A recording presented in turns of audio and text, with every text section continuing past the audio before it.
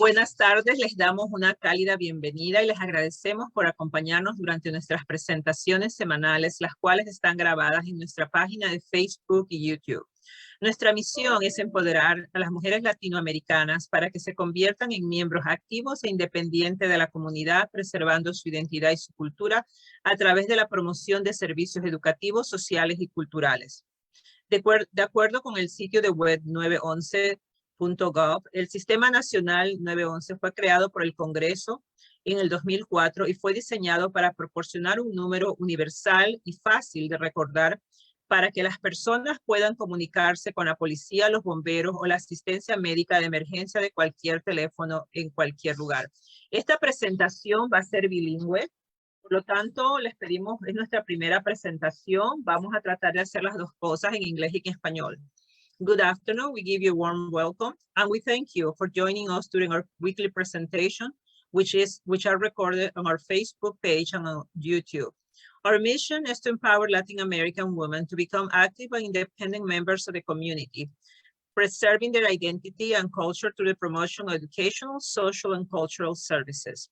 According to the 911.gov website, the National 911 system was created by Congress in 2004 and was designed to provide a universal, easy-to-remember number so that people can contact the police, fire, or emergency medical assistance from any phone in any place.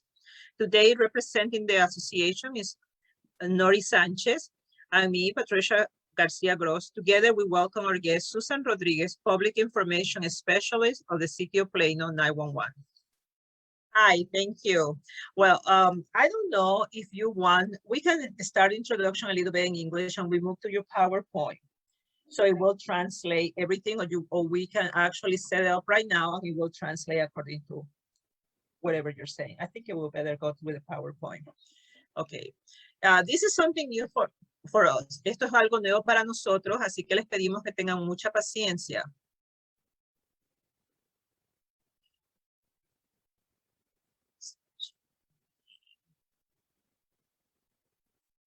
Okay, good afternoon, everyone. My name is Susan Rodriguez, and I do work for the City of Plano's 911 department. And today we're going to go over some things about the 911 system. We're going to talk about when you should call 911 or not to call. We're going to talk about how to call 911. We're going to talk about what to say when you call. We're going to talk about public alerting, the call sequence, and then we're going to talk about the future of next generation 911. We're having a little bit problem because I see that it's not focusing on, on the speaker.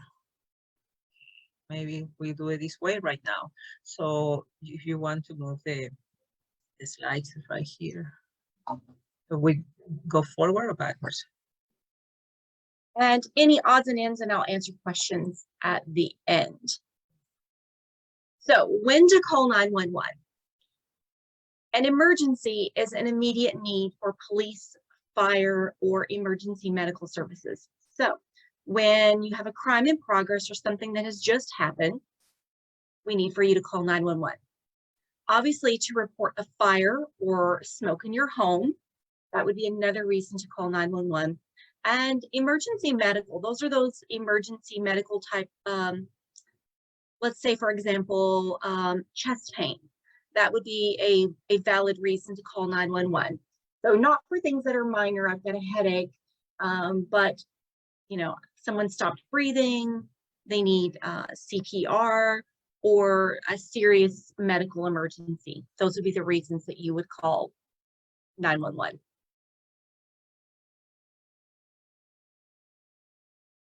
All right, so we talked about a crime in progress. This means if somebody's breaking into your home, that would be a reason to call. If you're seeing someone suspicious in your neighborhood, that would be a reason to call.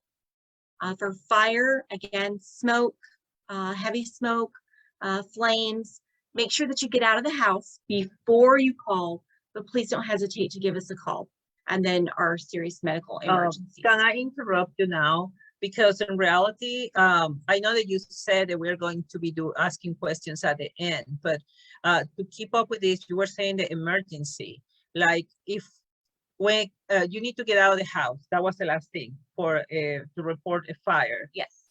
So if you don't get out of the, make sure to basically be safe first. Is that right? Yes, safety is definitely key. And if you don't remember, the call takers will remind you. They'll actually ask you, if you're reporting a fire, they'll ask you, are you still inside the house? Are you still inside the building? And if you say yes, they're going to ask you to go outside because we want for you to be safe. We want for you to be okay. If it's a police emergency, we might ask for you to put yourself in a position that is safe, maybe a bathroom or a room that has a door with a lock on it, because we want to make sure that all of our citizens are as safe as possible. That's a very good question, because that was actually a very good answer. That was the question that I had for you, actually. Because if I hear noise outside, do I call 911 right away, or do I have to actually feel that I'm in danger? No, if you hear something that doesn't sound right, that you think someone might be outside of your house, someone might be outside of your apartment, go ahead and call us now. Because if we can get the police officers there while the person is still there, then that helps us to be able to solve the issue. Perfect. So definitely don't wait. What about these services, the EMS? I just added in Spanish what it means, because any medical emergency, how do we know? It has to be life training, or do we have to feel that this can cause a bigger problems for us? Okay, a medical emergency, again, we're talking chest pain, diabetic emergencies, things that you can't ordinarily handle on your own. If you have a small cut, you can probably handle that. But if it's a large cut and the blood is oozing or spurting, okay, that's more serious. But if you're ever not sure if something's an emergency or not, go ahead and call 911.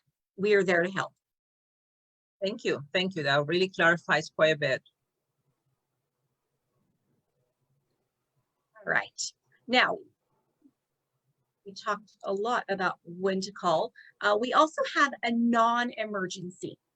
Okay? We're the people who answer the non-emergency number. And the non-emergency number in Plano, it's there on the screen. It's 972-424-5678. And this is for any need for the police, but it's delayed 30 minutes or more.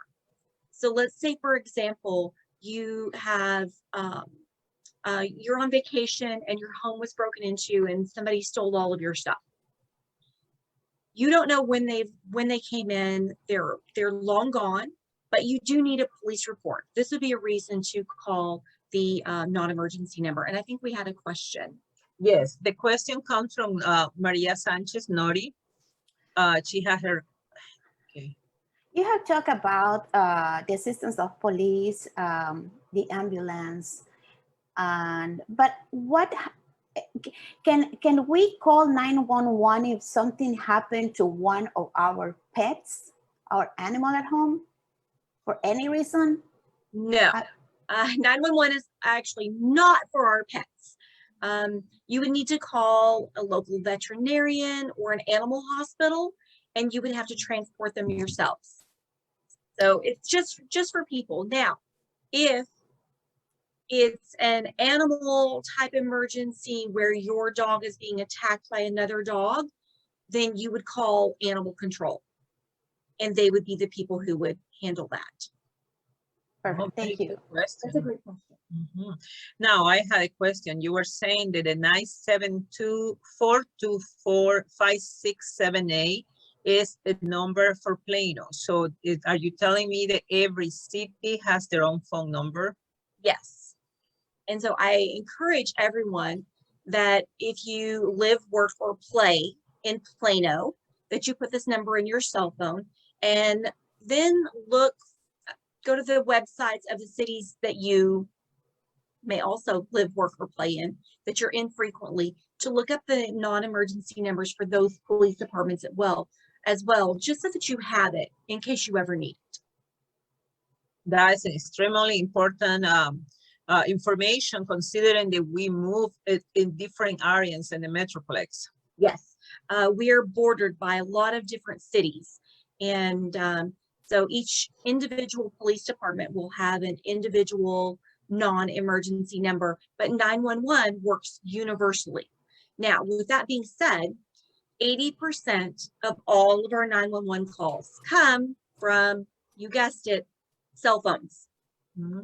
And because we don't get an exact location, you're gonna need to be able to tell us where you are, because you might get the 911 center for a city that you're not in, and we would need to transfer you. Oh, okay. That So- sounds like we really need to be aware of the different services the 911 offers. Otherwise, it will be against our benefit. Yes, you need to be aware of what we offer, and also be aware of where you are. Know what city you're in, so that if you get connected to a different agency, you can tell them, I'm in Plano, can you transfer me? And they will all transfer you. We can all transfer to different agencies. That works out really well. So for a community like ours, so it's these services offer also in different languages? Yes, and we'll talk about that a little bit further. That's Perfect. down a little bit further in the slideshow. Okay, so we're done with the non-emergencies. Again, when you are ever in doubt as to whether something is an emergency or not, go ahead and call 911. I would much rather you call 911 and it not be an emergency than for you to not call and it actually is an emergency. So if in doubt, call 911. All right, let's talk about how to call. Our favorite phones are landline phones. And these are the phones that are in your homes, either residential or business, rotary or push button. And when you call 911 from these types of phones, they give us an exact location. You can also use a payphone. Payphones are landlines. They're free. So if you have an emergency and you don't actually have a phone, you can go to a convenience store or a store that has a mall or something that would have payphones, and you can go ahead and call 911. And why is that? Because it's free and it gives us an exact location. Exact location. Yes, exact locations are very, very important. If we don't know exactly where you are, we sometimes can't help you. We'll have people call and they'll say sometimes, I'm at Walmart. Okay, Plano has like 8 or 9 Walmarts. Which Walmart are you at? Oh, I'm at the Walmart on Coit. Okay, which Walmart are you at? Because there are 2. There's one at Coit and the George Bush Tollway, and there's another at Coit and Spring Creek. But I don't know about you guys, but occasionally when I go to Walmart, usually with my husband, we will be shopping and we're going down the aisle and I will turn around and he's not there. Has anybody here ever lost somebody at Walmart? Yeah, it happens. It happens to me on a regular basis. Now, imagine that you have an emergency and they have difficulty finding you because they don't know exactly where in Walmart you are. So even when you call, you have to give us not only the address, but where in the store you are or where in your home you are. That's going to help us to be able to find you. But our payphones and our landlines give us an exact location. Now, our cell phones or wireless phones, it's free to call 911 as well, but we don't get an exact location. What we get is an approximate location. We get close, but I don't know about you. If I'm having an emergency, I want them to know exactly where I am. So keep that in mind. You can also use voice over internet phones, and they will look like your landline phones, except they won't go through the traditional phone lines. They'll actually go through the internet. And a lot of companies have gone to internet service instead of traditional landline. Again, it's no cost to you, but you'll need to make sure that your information is updated. Some of the companies require you to put in the information, and other companies it's associated with your billing address. So if your billing address is different from where you live, you'll need to make sure that it actually has the actual location. So that way, when you call 911, we know exactly where you are. I'm a little confused. So let's say that a lot of people in our community get a cell phone from somewhere, and they are using somebody else's address. Yes. Cell phones are going to give an approximate location actually wherever you are. Your internet phones, those are the ones that are plugged into your wall, either at your business or at your home. They use an internet connection, and it might display the billing address instead of the actual address. So on your internet phones, you just want to test it. On your cell phones, again, we're going to get an approximate location, and just that becomes a problem, because if somebody else has, if I get a landline with somebody else's address and I call, so they will get somebody else's address. Yes. Now, the very first question, and I'm getting a little bit ahead of myself, but the very first question we're going to ask is, what is the location of your emergency? And we're going to ask you to repeat it to verify that we're sending help to the right place. Mm-hmm. So keep in mind, even if we don't get the right address, we're going to ask you for the address. All right, what to say? Everybody needs to know what to say when you call 911. And the very first thing is the location of the emergency. We want to know that exact location. So if I am at work and I have an emergency, which amazingly enough, we have had emergencies at work, even at the 911 center, I would need to tell them I'm at 1520 K Avenue and I'm in the lower level suite 010. If I were on the first floor at the Action Center, I would tell them 1520 K Avenue, first floor, the Action Center in front of the City Council chamber. So that way they would know exactly where I was at. We also want to know your phone number, just in case we get disconnected, your name. We are polite people at 911. And then we want to know what the problem is. So exactly what is your emergency? Now, I say this, and actually I'm telling you this because of people like my mother. If you ask my mother what the emergency is, she might tell you, well, 6 years ago, I had surgery. Okay, the surgery didn't have anything to do with the reason she was calling right then. So what's happening today? What's happening right now that's causing you to call 911? Then any additional information. If it's a police matter, what does the suspect look like, the bad guy? If it's a traffic accident, tell me what the vehicles look like. If it's medical, what is the medical emergency? Then we'll ask about pre-existing conditions. We might ask about medications. And then we're going to give you pre-arrival instructions, which means we're going to tell you what to do while the ambulance is on the way. And answering these questions does actually not delay getting help. We have two types of people in the 911 center. The call takers, which are the people who are answering the phone, who are asking the questions. And then we have dispatchers who are going to be the ones who are sending you the help. Once we get a location, again, our very most important piece of information, and what the emergency is, once that information is put into the computer, the information portion will go to a police dispatcher if it's a police call. It will go to a fire dispatcher if it's a fire call. If it's an accident on the highway, it'll go to police and fire. And if it's a medical call, then it will go to the fire, because they're the ones who handle sending the ambulance. And so those are some of the things that we're going to ask. Very good. I'm just reading, like, as you all you know, we're doing a bilingual presentation. And I'm reading how it's translating, and I'm very proud to say that it's translating very well for us. Which is good because The information needs to go out, basically.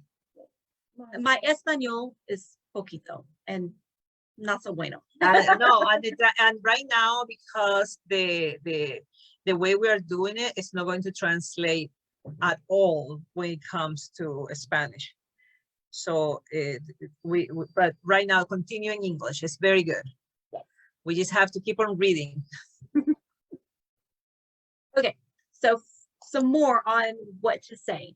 The dispatcher is going to gather the information. Okay, they're going to answer all the questions, and we want you to stay on the line. Answer the questions to the best of your ability, and if you don't know, it's okay for you to say, I don't know. I don't know what the bad guy looks like. I didn't see what the car looked like. But if you have the information, give us the information, because that's going to assist the people who are coming to help.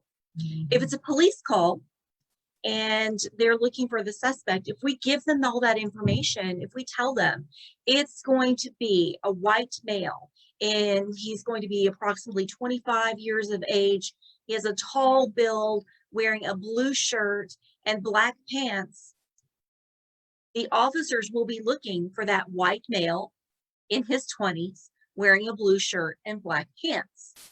If you tell us that the vehicle that they got into was a red car and it was an SUV and they were last headed northbound on Custer, that's going to be the information that's going to be helpful to those officers. Medical information, we're painting a picture for the paramedics so that when they arrive at your house, they already know what your chief complaint is, what's going on right now. They know some about your medical history. They know we can tell them what medications are on, and so they know what equipment they need to grab so that when they come into your home, they can start helping you right away. And that's what we want. We want to be able to provide as fast and efficient service as we possibly can. Oh, but what about if I am incapable of speaking or giving you all the information? Because that's a lot of information. If you're able to speak, you're able to give us the information.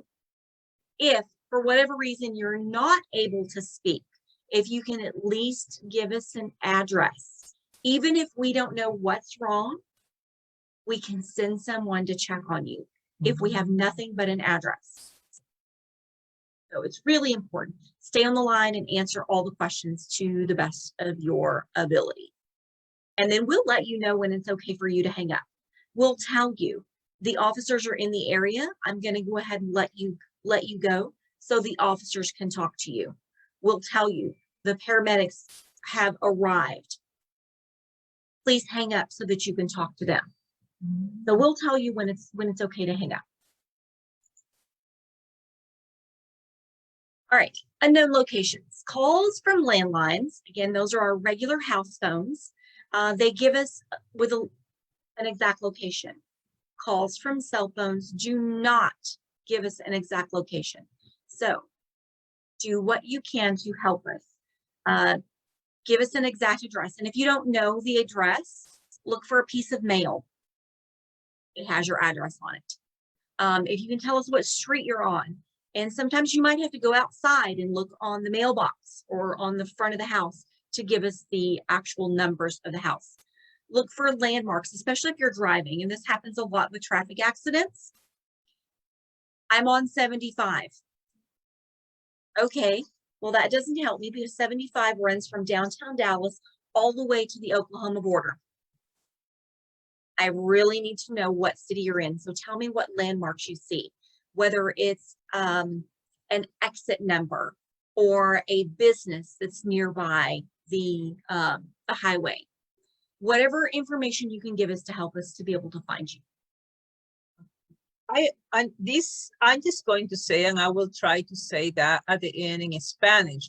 For all people that are new in our community, which we know there's a lot of people new in the community, this information about location is extremely important. And I will, like I said, I will try to remember that in Spanish at the end, because if you are someone new to the communities, listen, read what is being told here and pay attention to your address and where you located at a certain, your address for a house, for a business, for anything. This is very important for you and your children. Yes, very important. And yes, teach your children your address, because they might be the ones who are calling if you have an emergency. All right, accidental misdials. Occasionally, okay, every day, we have people who accidentally call 911. And what happens is they will, and I'm not sure if you'll be able to see it or not, but let me unlock. All right, when you go to unlock your phone, there's an emergency button, usually down in the corner of your phone. And it allows you to push that button to call 911. And sometimes when people aren't paying attention, they'll put it in there, or they're going to put their phone away and they don't lock their screen. And when they put their phone in their pocket, they're behind, calls 911. It happens all the time. Or they give their phone to their child to play with. Here, play with the phone, just be quiet. Mom and dad are busy. And the child will find the phone function and they will be pushing the buttons and they will accidentally call 911. All of these are not really ideal because they're tying up a 911 operator for something that's not an emergency. So we encourage everybody, use the key lock function on your phone, lock your screen, okay? You can disable the one-touch dialing feature, because sometimes if you press and hold down the 9 key, it assumes you're trying to call 911 and it will go ahead and call 911 for you. And then sometimes long distance access codes, especially for India. If you're in a business and you have to dial a 9 to get an outside line, and then you're dialing an access code such as 11 for India, Yeah. it will accidentally call 911. So we'd like to avoid as many of these as we possibly can. So dial carefully, use the key lock function on your phone before putting it in your purse or your pocket. Disable the one-touch dialing feature.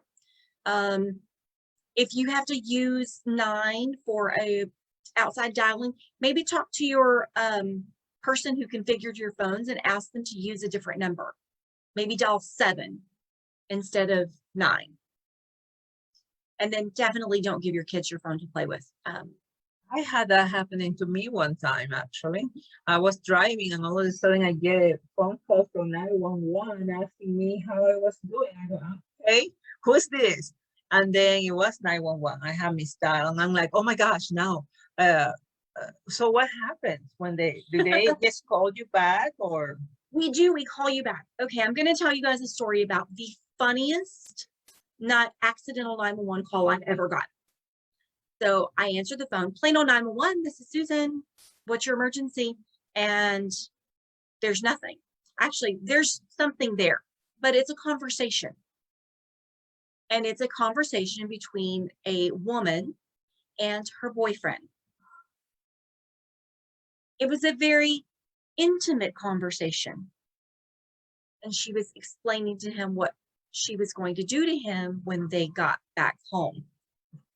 Yes, I turned really, really red. I was embarrassed by some of the things that I heard. So I disconnected the phone and then I called her back. Hey, this is Susan with the 911 department. Did you have an emergency? I didn't call 911. Yes, ma'am, you did. No, I didn't. I did not call 911. Yes, ma'am, you did call 911. Do you have an emergency? She said, no, I didn't call 911. I said, ma'am, please do not make me repeat the conversation that you had with a gentleman who's in the car with you. And she said, oh my goodness, you heard that? Yes, ma'am, I did. She said, I'm so sorry. I said, not as sorry as I am, ma'am. Please lock your keypad. She was really embarrassed. I was really embarrassed. The phone lines are recorded. Everybody who I worked with who saw my embarrassment went back later and listened to the call. So keep that in mind. Some things are embarrassing. We hear everything. We hear people singing to the radio, sometimes not very well. We hear people yelling at their children to sit down and put their seatbelt on. Not an emergency yet. If this child doesn't listen, it might be.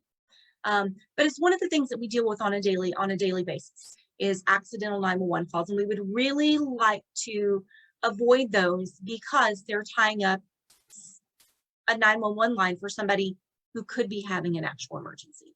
Wow, most definitely. I'm going to make sure to lock mine. Yeah, if you heard what we heard, you would lock your keypad. All right, we're going to talk about public alerting because we all live in Texas. And as you know, at least from this year, we've had crazy weather. Right now we're having extreme heat, which is normal for Texas, but sometimes we have weather. And we are the people who will activate the outdoor warning system. And the outdoor warning system is our sirens. We have 43 siren sites, and they're located all throughout the city. And we will set them off if we have a tornado warning, which means conditions are very favorable for a tornado. We will also set them off if we're expecting a severe thunderstorm where we're expected to get high winds over 70 miles an hour or large hail. Okay, we're talking quarter size, 1.5 inches in diameter or larger. Yeah, those are not tornadoes, but they're very dangerous. High winds can rip the shingles off. They can knock down signs. They can blow trampolines and lawn chairs around. And if one of those items hits you, it will injure you. The large hail is large enough that if you were to get caught in that type of hailstorm, it would hurt you. So we want to make sure that when you hear the sirens that you know that something bad is outside. The other one is a hazardous materials release, which means if there's a big tanker truck full of chemicals and it's involved in an accident and the chemicals are now no longer in the truck, but they're creating a vapor cloud in the neighborhood, we don't want anybody to be injured by those circumstances. So if you hear the sirens, we want you to go inside where it's safe, away from the wind, away from the hail, away from the tornadoes, away from the chemicals, whatever it is, and then tune into a news source, okay? A local television station, WBAP 820 AM on the radio. Those are good news sources. And then we also want everybody to know that we test them the first Wednesday of the month at noon, if the weather permits. If the weather looks like it's really cloudy, it looks like we might be getting storms, we won't test them. If the weather's clear, then we will test them to make sure that they're all working. So we know that when we do activate them, they're working properly. So they test in every city, they test the sirens on Wednesday, the first Wednesday of the month, or it's just each city has their own? Each city has their own day. There are other cities that do test Wednesday at noon. I know for sure Plano does. And then there are others who only test theirs. I think 1 or 2 cities test them on Monday, somebody tests them on Tuesday. So it might be a different day. But if you live in another city, I would encourage you, do a little research, go to their websites and see if you can find what day they test, just so that you can hear what the test sounds like. So you'll know, okay, it's the day and it's just a test.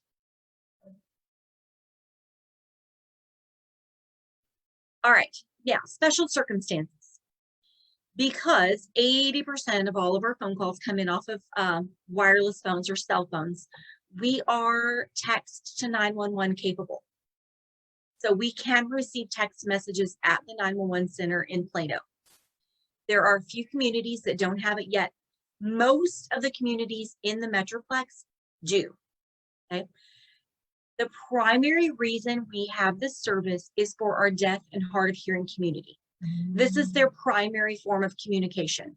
This is what they're used to using. So it allows them to have access to 911 without actually making a voice call. The other set of circumstances are if making a voice call will put you in danger, we'd like for you to send a text message. So let's say, for instance, if it's, I need to use this example, but it's one of the best ones I have.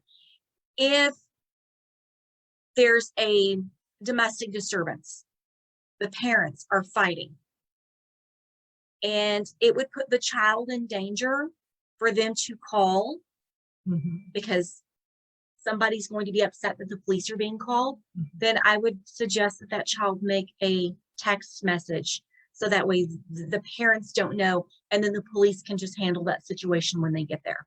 But if you're ever in danger and you're not able to make a voice call, oh, another one, not domestic related, but if you're at home by yourself and all of a sudden you're choking and you can't speak, send us a text message. Make sure and give us the address first, because we need to know exactly where you are. Now, translation services. The Metroplex is very, very diverse. We have people from Mexico, El Salvador, Ecuador, oh my gosh, Israel, Croatia, all over. We can get a translation service available for 911 calls for any language. It does not matter. And if it's an emergency, again, you're calling 911, we're not charging you anything for that translation service. So it's completely free. So even if you don't speak English, please, if you have an emergency, we want for you to call 911. If you're able to tell us what language you're speaking, we can connect you with a translator and they will translate immediately. Yeah, but if this is an emergency, will that delay the service? It will delay it long enough for us to get a translator. But sometimes they can at least give us the address and we can start sending somebody while we're connecting to the translation service. Oh, that's very good. And so we try and do that as quickly as possible. So if you know that you need a translator, ask for the translator, first, give us the address, tell us that you need a translator for whatever language, and then we can go ahead and get somebody coming and get you connected to the translator. And that's just one of the services that we offer. Okay, now I'm going to talk about Smart 911. Because we have so many cell phones, Smart 911 is, there's an app available. It's available for Google, for Android, and for iPhone. And you can put the app on your phone, but we also want you to fill out a Smart 911 profile. And so you would go to smart911.com and fill in whatever information that you are willing for us to have. If you're in a Smart 911 community like Plano is, and Rockwall and Prosper are also Smart 911 communities, and you have an emergency while you're in a Smart 911 community, your profile information will be provided to the 911 center. If you're in a city that's not a Smart 911 community, they won't get it. But you can give us important medical information. It would be helpful to know if, I know for my profile, I have given them my allergy information. I'm alert, whatever medications I can't take because I will have a severe allergic reaction. I also have all of my medications listed so that way the paramedics know what medication I'm currently taking. I give them my blood type. I've also given them the information that I'm a breast cancer survivor because that could play a role.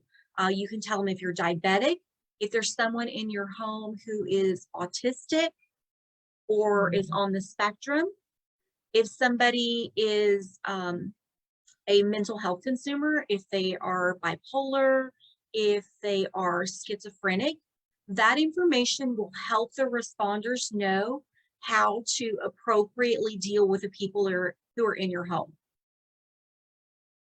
Yes, we have a question. Maria has a question. Okay, let's say that there's I hear noises in my next door neighbor, and I know that probably there is something that is.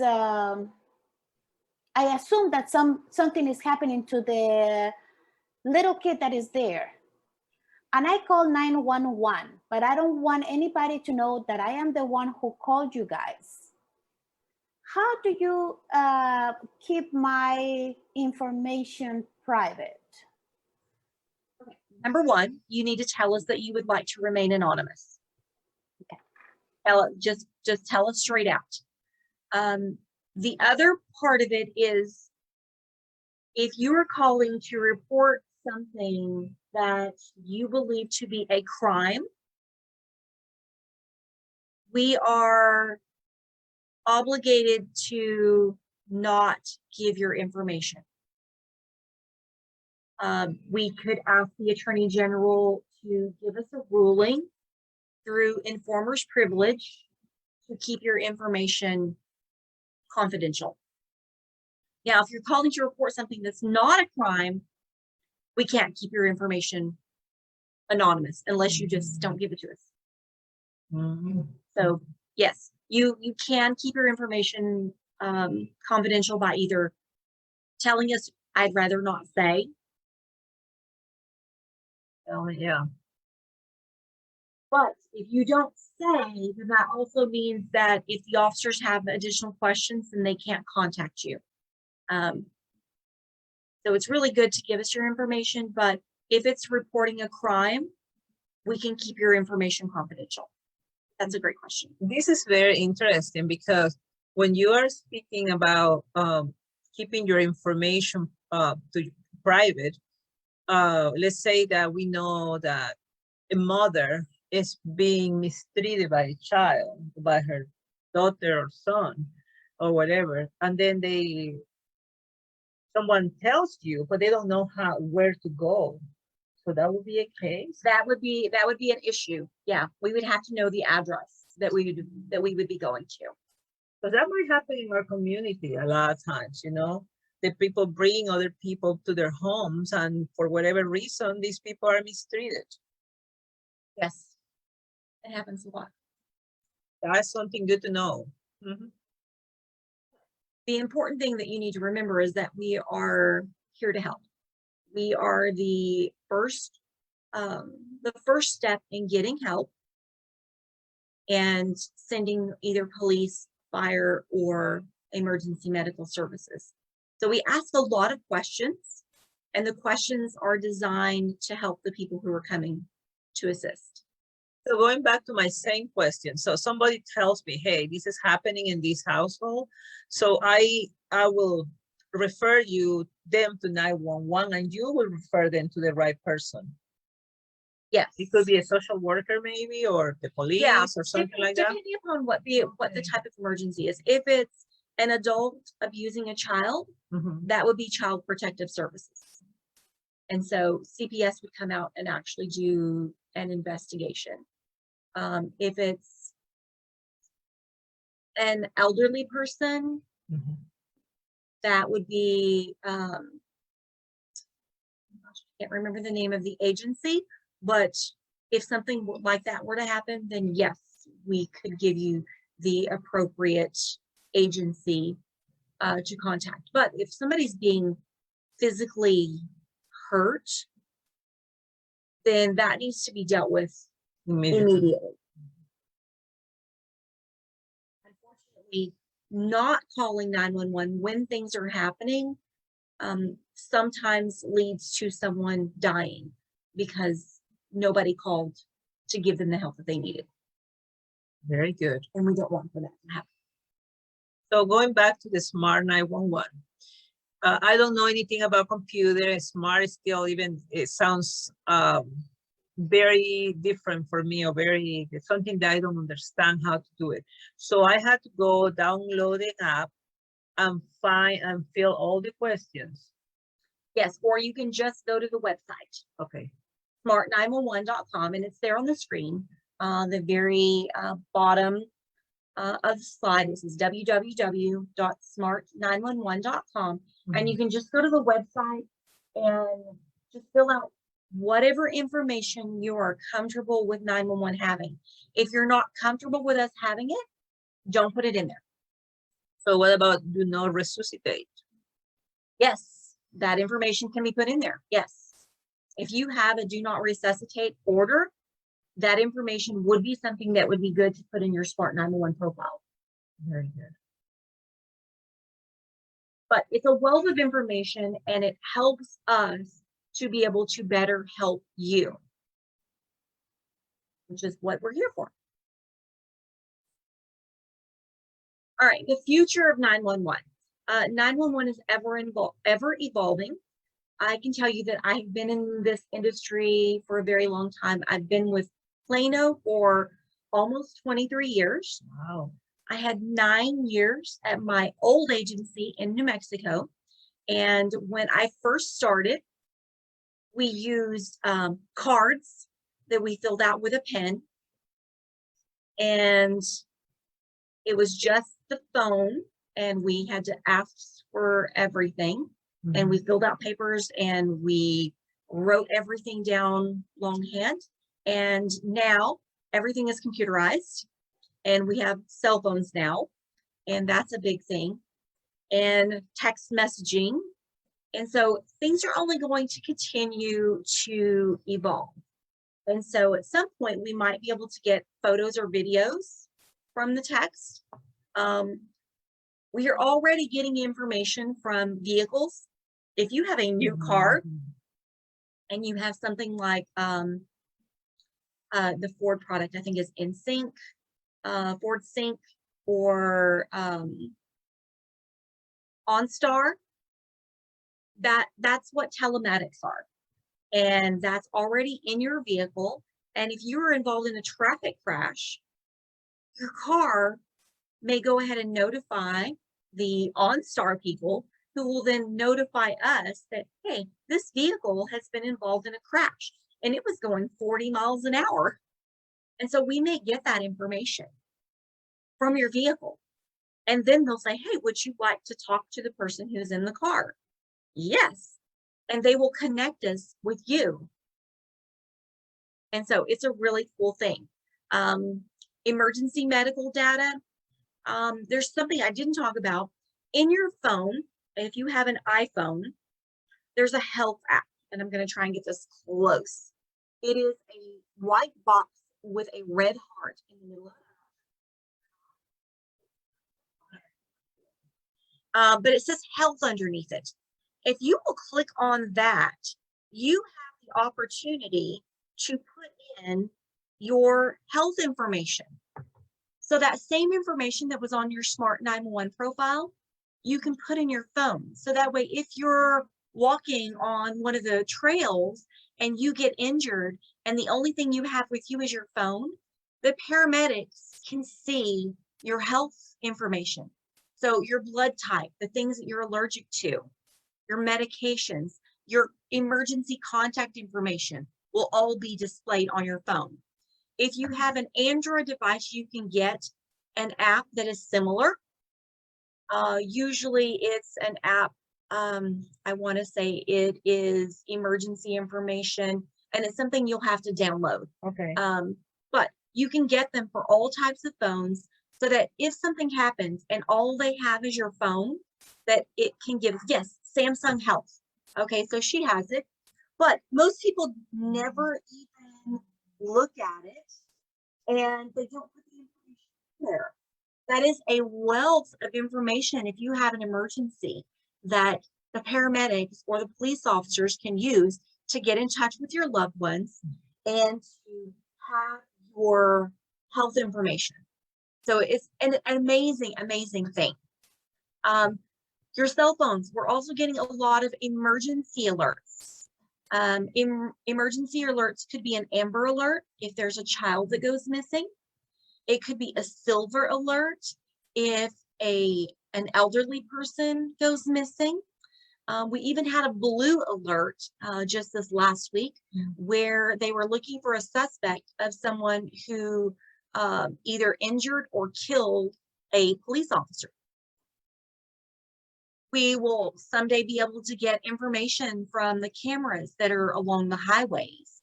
We'll get information from your alarms, your sensors, personal medical devices. So if you have a life alert button, we'll be able to get information from that as well. Your watches, if you have an iWatch and you fall really hard, it will call 911 and say the person wearing the watch had a hard fall. Oh my gosh, that's Yes. good for a good gift, people. Yeah, We need to ask for that gift because as we get older, we might be falling more often. yeah. So if anybody would like to buy me an iWatch, I think that Yes, would be we awesome. take anything. Yeah. We're It's there. Father's Day. Well, We they missed can give it to us. we missed Mother's Day. We can give them the privilege to buy. Fathers can buy it for us. There you There go. we go. I like the way she thinks. So that's a little bit about the future of 911. Oh, going back to the other one. So if you have the paramedics come and they will check your health, your phone for the health alert. So do that means that even if your phone is locked, they will be able to Yes. access? Yes, if your phone is locked, they can get access to the health information, not anything else. So they're not going to go and look through your pictures. They're not taking all of your passwords, any of that. The only thing they can get access to is your health information, which if I'm having a health emergency, I really want them to have that information so that way they can help me. So I wouldn't want them to give me a drug that I'm allergic to. Yes, especially when you don't know the language. Yes. Especially when you don't know the language and you don't even know if you had a reaction to anything. That is amazing. Yes. Yes, but I also want them, if I'm by myself, I want them to be able to use my phone to be able to get a hold of my husband. That's true. To say, hey, Mr. Rodriguez, we're taking your wife to the hospital. And that's part of my health information is my emergency contact. So they're able to get a hold of my husband without having to look through. Well, actually, they can't look through my contacts. They wouldn't have access to my contacts. They wouldn't know who. No, and they wouldn't know who. Yeah. So That's amazing my information. emergency contact information is in there as well. So they actually, the app is linked to something. It's only the app is linked to whatever website they have for the information. That's basically Yeah, it. it's all on your phone. Mhm. And they know what the app looks like. And if your screen is locked, they can get to that information only. Very good. So I will suggest that we all have a class in one of our In-person class. yeah, in-person class thank you, in-person class for our group, ladies. We some of you are watching, so that will be something coming because we need to do this. And if you think it's really, really important, I could also come and help people fill out their Smart 911 profiles. Sounds good. And we can go over how to fill out your health data. And Oh, I would love to do that. But this will be my question. If we do something like this, do you supposed to only, because we get together in different parts of the Metroplex, so are you allowed to go outside Plano to do something like that? Yes. So, okay, so we'll need to talk later. Yes, we will chat. Yeah, And we will figure out a time when whenever we can, whenever I can come to. Oh, an that actual sounds in-person meeting. amazing, our community. And I think my way of thinking is that if you had this information, it will make 911 service easy for them. Yes. Because you will not only help yourself, but you will help the service that they are providing. So we can basically benefit from everything that they do, especially in case of emergencies. Yes, we want to get help as quickly as Yes. possible, and we want to have as much information as we can to help the police officers, firefighters, and paramedics. That's So true. information is key. And one thing that we haven't probably addressed is that a lot of people in our community, they have elderly parents. And if you are busy and your parent has to be alone for whatever reason, this information is vital for everything, because that way you have that backup in case of an emergency. Yes, it's very, very important. But there's also another program. If you have elderly members, or, excuse me, elderly family members, and they live in Plano, we actually have a program called CARE, and it's a call reassurance program where we would call them once a day just to make sure they're okay. It's only for Plano residents. Do they have it in Spanish too? Probably. But look at me, all it, like a volunteer type of thing now. yes, actually, it's an automated calling system, and all it does is it calls them the same time every day and says, "Are you okay?" If you're okay, push whatever button, 4. If they push 4, they're done. If they don't answer or they don't respond appropriately, it creates an alert, and we send someone to go check on them. Wow. And we actually had 4 life saves from this particular program. We had a gentleman a few summers ago that he fell in his backyard. He lived by himself, and nobody knew he was back there. And so he missed his next call. He had laid in his backyard all night until the next day. Yes. And the call came in, and he wasn't in his house, and he couldn't answer it. So we sent somebody to check on him, and they found him in his backyard, and he was alive. Luckily, it wasn't in the heat of summer, and he was okay. But it's a potential lifesaver. Yes. I'm sorry, and I'm including myself in this. The older we get, the easier it is for us to fall, the easier it is for us to trip. And this is something that's very important, and it's a completely free service. And so I will pass the information along to Patricia for anybody who would like to look into the CARE program. We have a website that kind of explains it, and we can have a packet of information sent to anybody who'd like to be on the CARE program. But again, remember, this is for Plano. And you need to call your own city to see if they have that service. If they have something similar, yes. This service, I am very impressed about this service, because my father-in-law actually fell in the basement in Denver, the basement, and early about 3 o'clock, late, or maybe early in the morning, 1 o'clock, 2 o'clock in the morning, and his wife couldn't find him until the next day because he always stayed late. And that was really, really sad. And I also, one of my personal experience, I was driving here in my neighborhood, and for whatever reason, I decided to go through another street, and I found a lady sitting down in the street, an older lady, and I was driving with my daughter, and I go, wow, that lady looks like she's picking up something. She goes, Mom, no, she's actually, something happened to her. So we went back.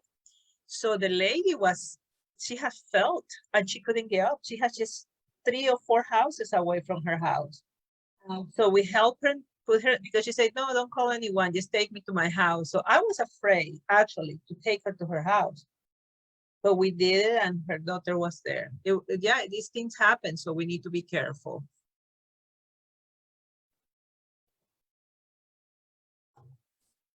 Where we're supposed to be. Oh, we are. Okay, so we have a website. If you'd like some additional information on 911, we're at www.plano.gov/PSC. Also feel free to contact me. My phone number is there. We have a Facebook page, so like us on Facebook, Plano 911. And does anybody have any questions for us? Anything you really wanted to know but didn't know who to ask? Let's see here. Our friends don't have any questions. Ingrid Bias Palmer. She's saying that she needs an Apple Watch. So ask your husband. Me too. Me too. So this has been a lot of information. I think that there's so much more that we can benefit from, and we probably need to get together again in I person. would be perfectly okay with that. Thank you. I don't know if we have anything, Nori. No, It has been an hour actually. I'm sorry. yes, everything had been very clear, and some of the stuff is new. It's amazing what you guys do. It's a great job. So me too. I think that if we can get together